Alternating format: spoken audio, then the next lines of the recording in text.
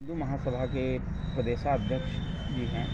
तो आप अब छत्तीसगढ़ के बारे में क्या सोचते हैं, ये बताइए। छत्तीसगढ़ में आने वाले समय में कैसा रहेगा आप लोग का तैयारियां चुनाव के लिए या जो भी? जी, छत्तीसगढ़ में अखिल भारत हिंदू महासभा पिछले 2018 के विधानसभा चुनाव में भी हमने 3 सीट चुनाव लड़े थे। 3 प्रत्याशी मेरे अलावा 2 और प्रत्याशी हमने चुनावी समर में उतरे थे।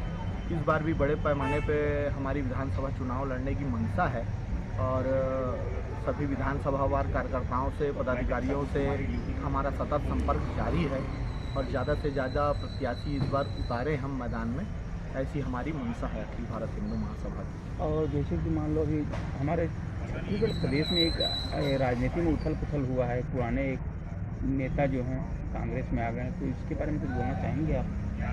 जी, आप नंद कुमार साय जी की बात कर रहे हैं।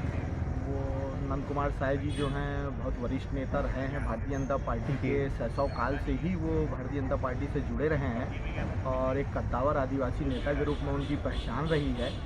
और मेरा ऐसा मानना है कि साय जी कांग्रेस में चले तो गए हैं, लेकिन रहेंगे कब तक ये देखना है, क्योंकि किसी भी पार्टी में विचारधारा का बहुत अपना एक स्थान होता है। और जिस प्रकार से जीवन भर एक हिंदूवादी राजनीतिक दल में कार्य करने के बाद अचानक जो वो पद की लालसा को लेकर कांग्रेस में शामिल हुए हैं, तो पूर्व में भी बहुत सारे नेताओं ने ऐसी गलती करी हैं और अपनी एक प्रकार से राजनीतिक खुदकुशी करी है। पूर्व सांसद पी.आर. खूटे भाजपा से कांग्रेस गए, पूर्व मंत्री तरुण चटर्जी, पूर्व मंत्री गंगूराम बघेल जी, ये सारे भाजपा के नेता रहे, कांग्रेस में गए। कांग्रेस में उनकी क्या स्थिति हुई है इससे पूरा प्रदेश अवगत है, सारे नेता जानते हैं। भाजपा की जो राजनीति रही है, जो विचारधारा रही है, वो कांग्रेस में ज़्यादा दिन सूटेबल होगी नहीं साय जी को, ऐसा मेरा मानना है। एक बात पूछना चाहूँगा आपसे, जैसे कि वर्तमान समय में कांग्रेस के जो अध्यक्ष हैं मल्लिकार्जुन खड़गे जी, जो उन्हें कमिटमेंट किया बजरंग दल के ऊपर जी, तो उसके बारे में कुछ बोलना चाहेंगे आप? आज हमारे प्रदेश में जो प्रदर्शन भी किए हैं कांग्रेस पार्टी के विरुद्ध कि ऐसा बोले हैं बजरंग दल जो है कोई भगवान नहीं है, या ऐसे टाइप में बोले हैं कि कोई वो नहीं है, तो इसके बारे में कुछ बोलना चाहेंगे? देखिए, बजरंग दल की जो स्थापना है जी, वो जब अडवाणी जी के द्वारा राम मंदिर आंदोलन को लेकर एक रथ यात्रा निकाली गई थी, तो उस समय एक युवकों का एक समूह जो उस रथ यात्रा को सुरक्षा प्रदान करने की दृष्टि से बनाया गया था, तो बाद में भारतीय जनता पार्टी और संघ के नेताओं ने उन युवकों को बजरंगी कहकर संबोधित कहना प्रारंभ किया और बजरंग दल एक संगठन उस समय निर्माण हुआ। और बजरंग दल जहाँ भी धर्मांतरण, गौ हत्या या लव जिहाद या हिंदुत्व के ऊपर कोई ऐसी बात आती है, तो वो संगठन निरंतर अपना कार्य करता है।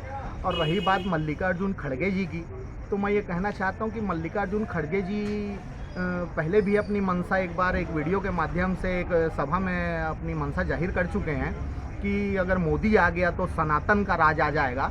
तो सनातन का राज मैं खड़गे जी को बोलना चाहता हूँ, माननीय खड़गे जी को, कि सनातन का राज आदिकाल से था, अभी है और आने वाले समय तक, अनंत समय तक सनातन का राज रहेगा और इससे किसी को तकलीफ होनी नहीं चाहिए। तो इस प्रकार से खड़गे जी ने अपनी मंशा बहुत पहले स्पष्ट कर दी कि कांग्रेस अब पार्टी नहीं रह गई है, कोई उसके विचार नहीं रह गए, वो एक हिंदू विरोधियों का अड्डा हो गया है। और कर्नाटक के मैनिफेस्टो में, घोषणा पत्र में, संकल्प पत्र में जो कांग्रेस ने कहा है कि हम बजरंग दल को बैन लगाएंगे, जी। बेहतर होता कि खड़गे जी या कांग्रेस, उनकी पूरी पार्टी भारत में जो गजवाए हिंद या भारत को इस्लामिक स्टेट बनाने का एक कुचक्र चल रहा है, ऐसे लोगों के ऊपर प्रतिबंध लगाने की बात करते, ना कि एक राष्ट्रवादी और हिंदूवादी संगठन बजरंग दल पर प्रतिबंध लगाने की बात करते। ऐसा करने से उनकी हिंदू विरोधी मानसिकता उजागर होती है, जिसकी हम निंदा करते हैं। और कुछ बोलना चाहेंगे? जी, जैसे कि मान लो छत्तीसगढ़ में भी ऐसे सुनाई में बोल रहे हैं कि बजरंग दल पे ऐसा मीडिया के माध्यम कुछ जानकारी जैसे हो रहा है कि यहाँ भी हो सकता है कुछ ऐसा करें कि देखिए, किसी पर प्रतिबंध लगाने से कोई संगठन ख़त्म नहीं होता, कोई विचार कभी ख़त्म नहीं होता है।